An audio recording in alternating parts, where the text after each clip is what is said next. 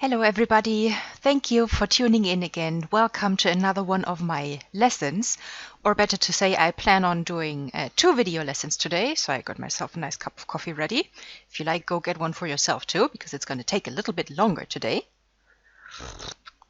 So, because, as you remember last time, we have been dealing with an analysis of where to actually place the verb in a German sentence, at least in the main clause. And now today I would like to show you how to actually conjugate a verb and what conjugation means and how you can do it in present tense. So it makes sense to start with the regular verbs first.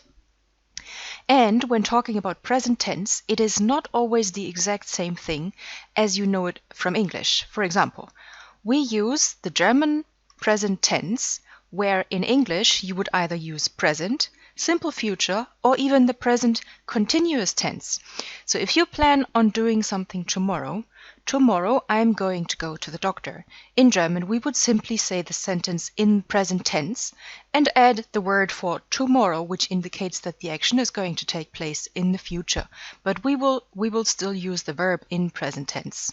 Or even for a sentence like, I am reading a book right now, you would still not be able to say that in a continuous form in German because we do not have the equivalent to be x-ing something. So this ing form is something that does not exist in German. For that, we also just use simple present. So you might come across a couple of example sentences in my exercises in the future, and you will wonder why, the English tense is a bit different than the German tense. Yes, that is how we use them and how we equate them.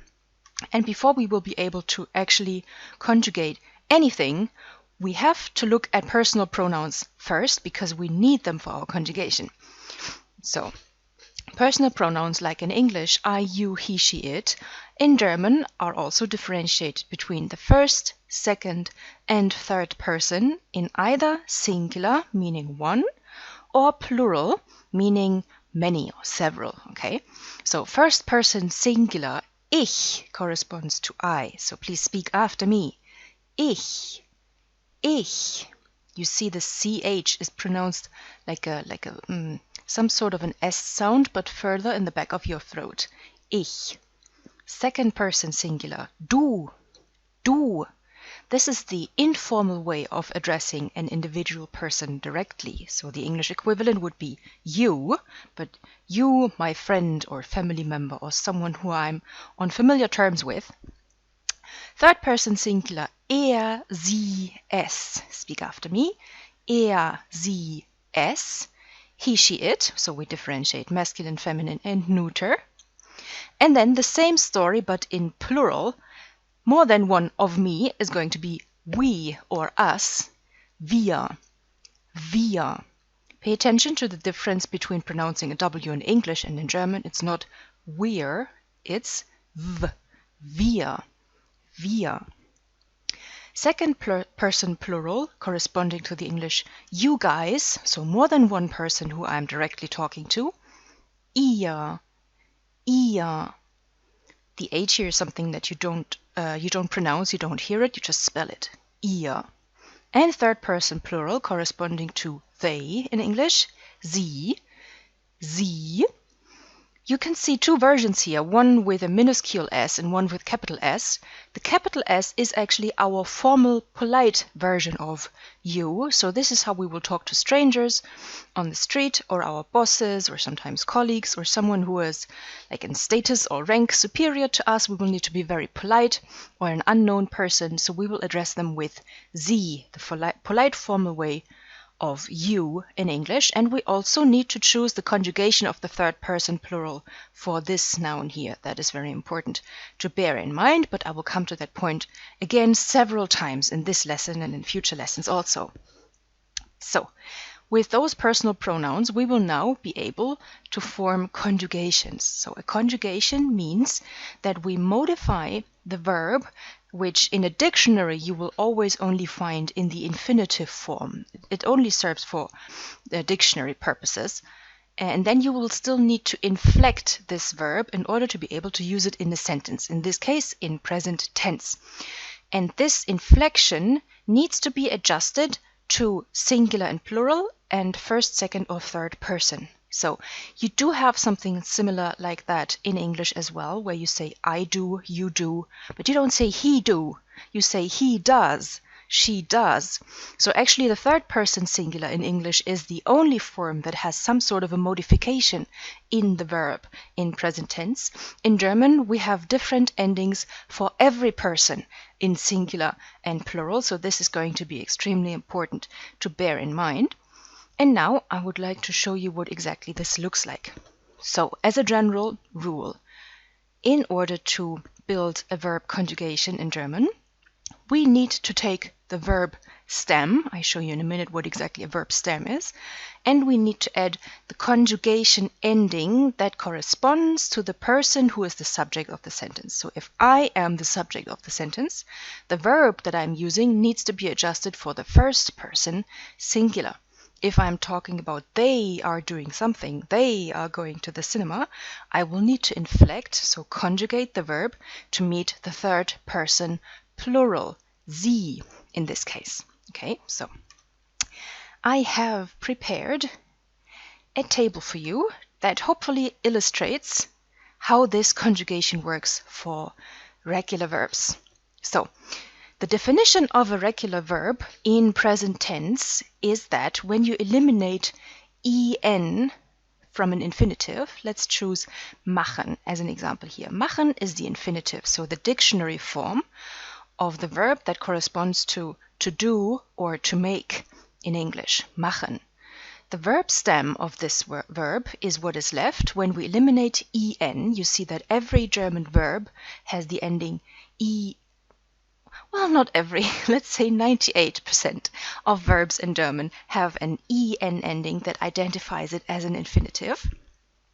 So after eliminating en, we are left with the verb stem. So in the case of this verb, that is mach.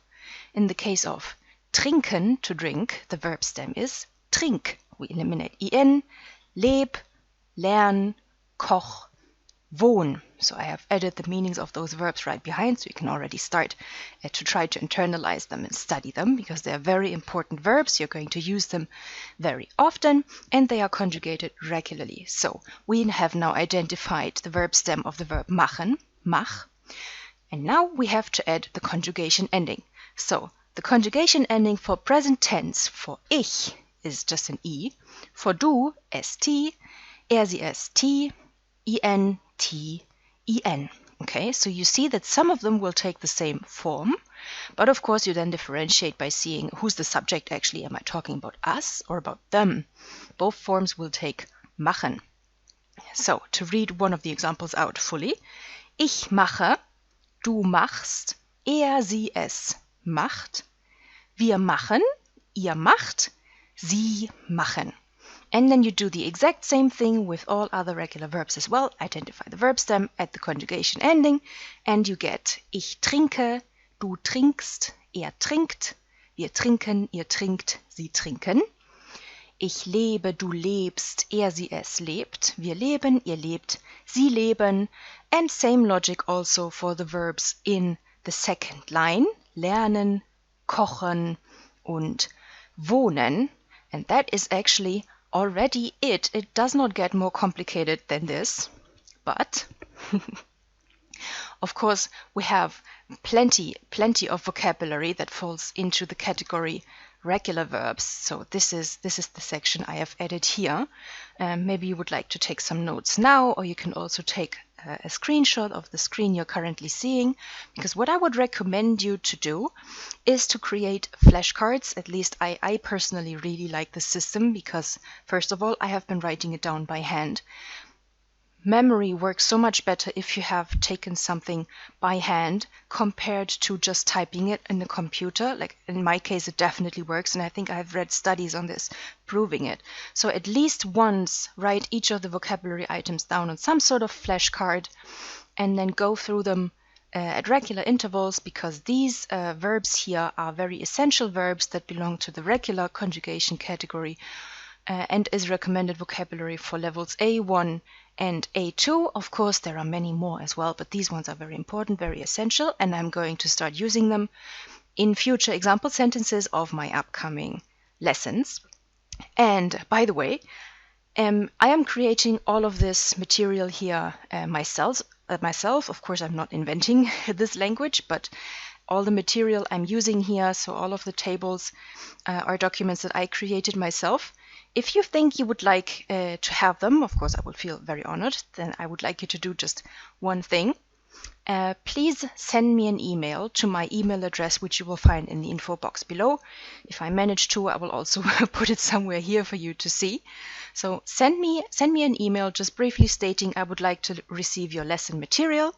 So every time I create a new lesson and I upload it here, you're going to get notified by taking you into my email list. So whenever a new chapter is created, you will get the material from me via email, so you can print it out if you have a printer at home, and then you can come watch the lesson here on YouTube and take notes in the document while you watch the lesson. So I think this might be maybe the most effective and useful method for you compared to just looking at the screen. And of course, I will be able to reach you with new materials, with updates. So you would kind of need to agree to receiving news from me. But if you would like to have that, and if you would like to collect my material, please just send me an email. My email address is in the description below. So, as a large part of this lesson, of course, we also need to do some exercises. Nothing works without exercises. So I have tried to come up with some very, very simple, basic sentences that will enable you to practice verb conjugation endings. So you will see that not the entire verb is missing, just the ending of them, because that is kind of the whole point of this lesson. So when you see, for example, sentence number 1, wir wohnen in Berlin, you see that something is missing. We still miss the conjugation ending for the first person plural corresponding to we or us, wir. So I would like you to check your memory or check the notes, go back to earlier in the lesson and identify which conjugation ending you need to add here. And then I suggest to you, once you're done with this little task, then please write your solutions in the comments below. And since my channel is still very small, I think I can safely promise that I will be able to, at least in the first couple of months, correct and answer to each and every one of your comments individually. So if you write me your solutions down in the comments, I will be able to check and give you feedback. And if you don't want to do that, which is also perfectly fine, I will give you the solutions to this exercise at the beginning of the upcoming lesson. So every lesson is going to contain some sort of exercise, but the solution to that exercise will always be presented in the beginning of the next lesson. So I hope this system works. I'm still trying it out. I appreciate your feedback. Leave comments if you like. I appreciate if you subscribe. And I'm going to see you in the next lesson, in which we're going to talk about irregular verb conjugations. So thank you very much, guys. I'll see you there.